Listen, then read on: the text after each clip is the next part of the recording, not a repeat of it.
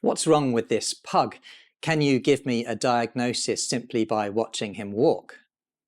Well, he certainly has a peculiar gait, and his peculiar gait is certainly not normal. What about this pug? What's wrong with her?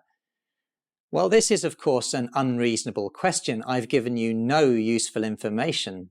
No gait assessment, no physical exam findings, and no diagnostic test results. What if I told you that both of these pugs have hip dysplasia? Because they do. In fact, according to the OFA, 8 out of 10 pugs have dysplastic hips. But for these two patients, a diagnosis of hip dysplasia is entirely irrelevant. The first pug has pug myelopathy, and the second has a developmental elbow weakness called IOHC. To make a diagnosis, we need advanced imaging, an MRI scan for pug myelopathy and a CT scan for IOHC. But advanced imaging has a major drawback. It's expensive. And to limit costs, veterinarians typically order less expensive diagnostic tests before considering advanced imaging. This is a good strategy, but it comes at a cost, namely a high chance of false positives.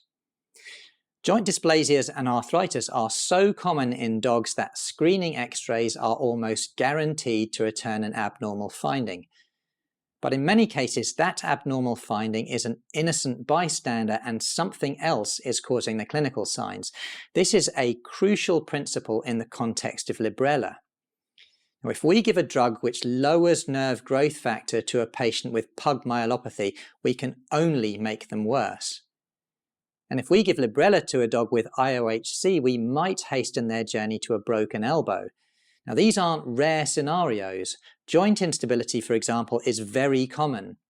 It's a feature of hip dysplasia and ACL injury, both very common conditions. Librela does not address joint instability. It can only treat the pain which occurs secondary to joint instability.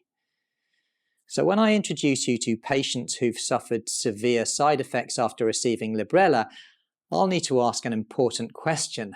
Did my patient only have arthritis, or did Librela trigger a hidden condition which they were coping with before their treatment started? This is a very important question because it's much better to prevent side effects than treat them. So I'll offer guidance to help people recognize high-risk dogs and either proceed with caution or avoid Librela entirely.